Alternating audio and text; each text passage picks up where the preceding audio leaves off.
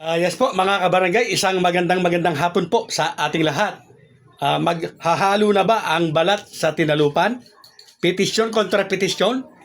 Yes po mga kabarangay, ay may lumulutang po o may narinig po tayo na parang merong isang abogado or isang grupo na maaaring mag-kontra petisyon sa petisyon po ni Attorney Makalintal. So let's get ready to rumble ba mga kabarangay? Siyempre, bago ang lahat, ang aking taus-pusong pag-aanyaya sa mga napadaan lamang sa channel na ito. Kayo po ay aking inaanyayahan na mag-subscribe. Pakiclick po ang notification bell at all para palagi po kayong updated sa aking mga bagong videos. Kung sakali po na meron nga po na magpipetisyon naman, kontra-petisyon, or ibig po nating sabihin ay tatayo po bilang isang petisyoner na ang layunin ay patotohanan or ilaban sa korte na mali ang sinasabi ni Atty. Makalintal na unconstitutional itong term setting bill na ito. At syempre po, dahil kontra siya sa petisyon ni Atty. Makalintal, ay kanya pong ilalaban sa argumento na constitutional nga po ang Republic Act 12232 mga kabarangay. At kapag nangyari nga po ito, ay may lumutang nga ano po ang mangyayari. Mga kabarangay, tiyak po talaga magtatagal po ang usapin dahil may intervention nga na iba. At siyempre po, ang Korte Suprema ang magdidesisyon dyan mga kabarangay. Kaya lamang po ay parang magiging triangulo ang anggulo. Siyempre po kumbaga sa suntukan ay pwedeng dalawa laban sa isa. Yes po, at siyempre kapag dalawa laban sa isa, alam na natin kung sino advantage. Siyempre, yung dalawa, hindi po ba na pabor para ma-postpone po ang halalan sa December 1, 2025. At ayon po sa bali-balita ay nakahanda po itong third party na ito na salangsangin or ipakita na ang mga argumento po ni Atty. Makalintal ay mali at lihis sa katotohanan. At ang totoo ay itong term setting bill na ito na naging Republic Act nga ay nasa Constitution mga kabarangay. Yung mga argumento po ay hindi ko na i-elaborate dahil napakarami po nito. At tanging Korte Suprema lamang po ang pwedeng humusga kung sino at alin ang tama. At may dagdag ko lang mga kabarangay, napakalingking tulong ng pirma ng Pangulo. Siyempre, dito po sa bill na ito. Kung inyo pong matatandaan ay meron po akong isang content na sinasabi ko po na kapag ito po ay naging lapse into law, ay hihina po. Yes po, hihina ang depensa ng batas na ito dahil lilitaw po na hindi po interesado ang Pangulo. So malamang sa alamang ay baka katigan po ng korte itong ang petitioner. At dahil nga po nagpirma ang Pangulo, siyempre lalakas naman po ngayon yung depensa po ng batas na ito dahil makikita ng korte nga na in good faith or gusto ng Pangulo na ma-postpone nga po ang halalan. At kung ano man po ang magiging argumento nito, ay yan po ay makikita ng korte mga kabarangay. Siyempre po sa mga sandaling ito ay lamang po or nakaangat itong 12232 na nagtatakda po ng halalan sa November 2, 2026. Dahil siya po ngayon ang umiiral po na batas mga kabarangay.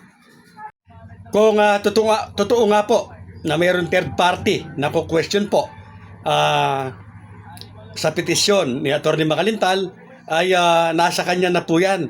Hindi po natin alam kung ano ang kanyang intensyon o nasain. Ang masasabi ko lamang po ay wala po tayong karapatan na humusga ng ano paman kay Atty. Makalintal man or dito po kung sino man o kung meron man nga na kukontra po sa petisyon. Malaya po ang bawat isa sa kanilang paniniwala. At syempre po, depende sa pakinabang ng bawat isa kung saan po siya papanig. Yan po ay karapatan ng bawat isa sa atin na dapat po nating igalang. Napakarami po ng mga pangit na salita ang nababasa ko po sa aking comment section laban po kay Atty. Makalintal. Ganon din po sa mga nababasa ko sa ibang comment, sa ibang content creator. Maging si COMELEC Chairman George Garcia po, napakarami po ng mga pangit po na komento. Ang masasabi ko lamang po mga kabarangay, hinay-hinay lamang po. Lalong-lalo na kung sasabihin po natin na wala naman po tayong ebidensya na maipapakita sa mga sinasabi natin. Baka po balikan kayo at magkaroon po kayo ng problema.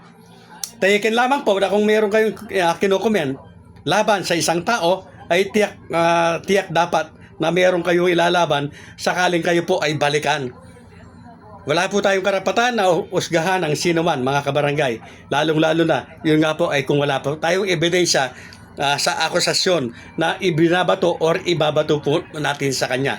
Muli po, ano man ang intensyon, kung meron man ang magpipetisyong ito, igalang po natin. Lalong-lalo na po, igalang natin ang magkabilang panig. Siguro po ay napanood or narinig po natin ang sinabi po ni COMELEC Chairman George Erwin Garcia na siya po ay nagpapasalamat kay Atty. Makalintal dahil sa maaga po nitong pagpetisyon. Na ang ibig po niya sabihin ay lalo pong mapapadali sakasakali ang pagresolba po sa usaping ito. Yan po ay ayon kay COMELEC Chairman.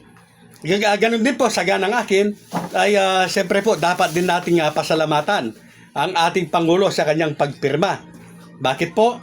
Dahil ang pagpirma po ng Pangulo ay pwede rin pong makabilis para masolusyonan ang usaping ito.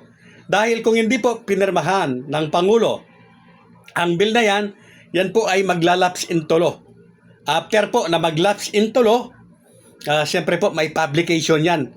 Yes po, may publication. After po ng publication ay doon pa lamang po makakapag-contest o petisyon itong si Atty. Makalintal. At siyempre lalo pong magtatagal ng magtatagal. At dahil po sa pirma nga ng Pangulo, sa bill na yan, kasabay po ng isang provision na nagsasabi na pagka publication or pagka yan po ay naihayag na sa mga pahayagan sa gaset ng gobyerno ay immediately epektibo na po. Kaya po, salamat sa Pangulo sa mabilisan niyang kilos sa kanyang pagpirma. Yes po, makakatulong po yan para mabilisang maresolba ang usaping ito. Pumanig man sa petitioner or kanino man pumanig, mga kabarangay, yan po yung katotohanan na nangyayari ngayon. Napakalaking tulong po para mapabilis ang usaping ito ang pirma o lagda po ng Pangulo. Muli po mga kabarangay, tayo po ay nakikiusap sa lahat, mga botante, mga aspirante at mga nakaupo na sana po ay maging mahinahon. Ano man po ang panigan ng korte ay dapat po nating igalang at sundin. Ito po mga kabarangay ay isang usapin na nagbigay po sa atin ng aral. Nakapag-aral po tayo, nakita po natin kung paano po ang proseso sa paggawa po ng batas. Paano po ang proseso kung ito ay pipetisyonan, paano ang proseso kung ito ay didepensahan. So malaking kaalaman po ang naibigay sa atin ng usaping ito. Siyempre po, excuse me, lalong-lalo na po yung mga bukas ang isip, yung malinaw ang pangunawa. At ang nahihirapan lamang po dito mga kabarangay ay yung mga sarado po ang pag-iisip o makitid. Yung isang side lamang po ang tinitingnan. At hindi po tinitingnan yung pangmalawakang epekto po nito. At pansarili lamang po ang gustong mapasaya.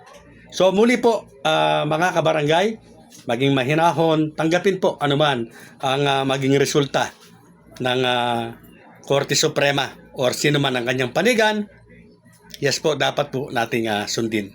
Muli po ang aking taus-pusong pasasalamat sa lahat po ng mga naniniwala at nagtitiwala po sa ating kakayahan bilang isang content creator. Maraming salamat po.